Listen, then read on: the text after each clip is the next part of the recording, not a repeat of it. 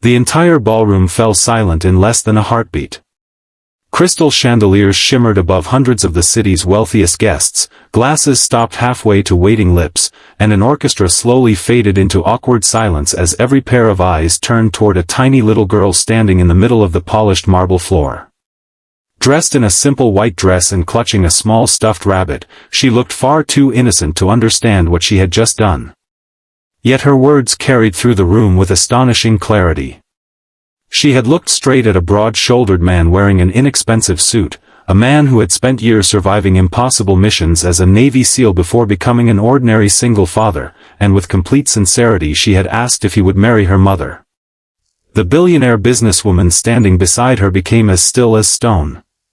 For the first time in years, the fearless woman who had negotiated billion-dollar deals without blinking had no idea how to respond.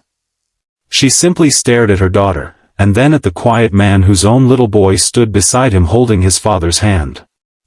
No one in that magnificent ballroom realized that one innocent question was about to change 4 broken lives forever. Before we continue this unforgettable journey, please take a moment to like this video, leave a comment, share it with someone who believes in kindness, and subscribe to Kindness Speaks. If you believe that kindness, second chances, and unexpected love still exist in this world, let us know in the comments because your support helps these stories reach more hearts. People often believe that money could protect someone from loneliness, but Isabella Hart knew better than anyone that wealth could build walls higher than any prison. She had earned every dollar she possessed after inheriting almost nothing except debt and disappointment. Through endless nights, impossible risks, and sacrifices that no magazine article ever mentioned, she had built one of the largest technology companies in the country. Newspapers admired her determination. Television hosts praised her intelligence. Investors called her unstoppable. Yet every evening, after the cameras disappeared and the office lights dimmed, she drove home to a mansion that echoed with silence. The only light that truly warmed the enormous house came from her 6-year-old daughter, Lily, whose laughter somehow filled rooms that millions of dollars never could. Lily had grown up surrounded by luxury but strangely untouched by it.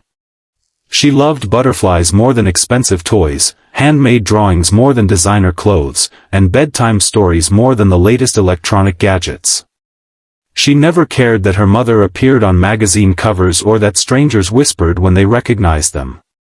All she knew was that her mother worked too much and smiled too little. Every night she secretly wished that someone would make her mother laugh the way she remembered from old family photographs taken before tragedy had changed everything. Years earlier, Isabella had fallen deeply in love with a man who promised forever but quietly chose ambition over family. When the company began to grow, so did the distance between them. Eventually he walked away, leaving Isabella to raise Lily alone while carrying the burden of leading thousands of employees. She never allowed herself to cry where anyone could see. Instead, she built emotional walls so strong that even close friends stopped trying to reach her heart. Across the city lived another parent whose life looked completely different but felt painfully similar. Ethan Brooks woke before sunrise every day in a modest apartment that overlooked a busy street. Years earlier he had served as a Navy SEAL, completing dangerous missions that demanded extraordinary courage. He had survived situations that most people could never imagine, but nothing prepared him for losing his wife during a sudden illness only months after their son Noah was born. Combat had taught him how to face enemies. Grief taught him how helpless even the strongest man could become. After leaving military service, Ethan accepted a position as head of security for a charitable foundation. The paycheck barely covered expenses, but it allowed him to spend evenings with Noah instead of chasing promotions. Every decision he made centered around being the father his son deserved. Noah admired everything about his father. To the little boy, Ethan was a superhero without a cape, a man who fixed broken bicycles, packed school lunches, chased away nightmares, and never forgot to say goodnight. Despite their love for one another, father and son often carried a quiet sadness. Noah missed having a mother, even though he barely remembered her face. Ethan missed having someone to share the ordinary moments that made life meaningful. Birthdays, school events, and holidays reminded them of the empty chair that remained part of every celebration. Fate has an unusual way of bringing strangers together long before they realize their lives are connected. One rainy afternoon, Isabella's car broke down outside a neighborhood community center where volunteers were organizing supplies for families affected by severe flooding. Her driver stepped away to call for assistance while Isabella waited impatiently beneath the entrance canopy. She had an important meeting scheduled and disliked delays. Then she noticed a familiar sight she rarely encountered among successful executives.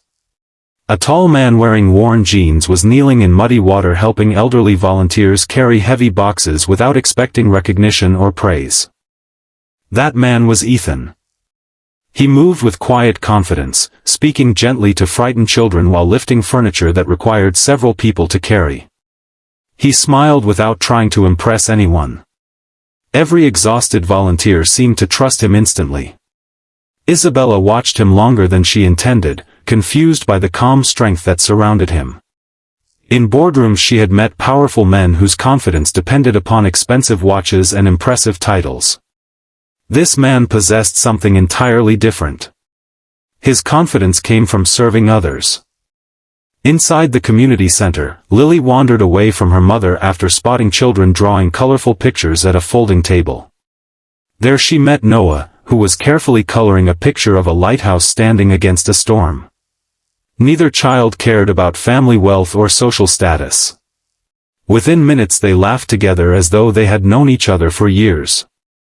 When Isabella finally found Lily, she apologized to Ethan for the inconvenience. Their conversation lasted less than 5 minutes, yet something unexpected lingered afterward. Ethan treated her with simple respect instead of admiration or fear. He neither recognized nor cared that she owned one of the country's largest companies. To him she was simply another mother searching for her daughter. Days became weeks, and chance encounters slowly multiplied. School charity events, neighborhood fundraisers, and children's activities somehow kept placing their paths together. Lily and Noah became inseparable friends, while Isabella and Ethan discovered that beneath their different lives they shared remarkably similar burdens. Both understood sleepless nights, impossible responsibilities, and the silent fear of failing the child who depended on them most. Even so, Isabella refused to let anyone grow too close. Experience had convinced her that love eventually left, promises eventually broke, and trusting someone only created another opportunity to lose them. Ethan sensed the invisible walls surrounding her and never attempted to tear them down. Instead, he offered small acts of kindness that required nothing in return. He repaired a broken swing in Lily's backyard after a storm. He quietly helped an elderly neighbor whose groceries had spilled across the sidewalk. He volunteered at Lily's school without ever mentioning his military past. The children noticed everything. Lily saw how her mother's tired eyes softened whenever Ethan entered a room. Noah saw how his father smiled more often after spending time with Isabella and Lily. Neither child understood complicated adult fears. They simply recognized two lonely people who seemed happier together than apart. As winter approached, Isabella organized the largest charity gala her company had ever hosted. The event promised to raise millions for military families and children who had lost parents in service. Business leaders, celebrities, politicians, and journalists eagerly accepted invitations. At Ethan's supervisor's request, he agreed to oversee security for the evening, never imagining that the event would become the turning point of his life. When the glamorous night finally arrived, cameras flashed endlessly as luxury cars lined the entrance. Wealth and elegance filled every corner of the magnificent ballroom. Isabella looked graceful in an elegant evening gown, yet inside she felt strangely anxious.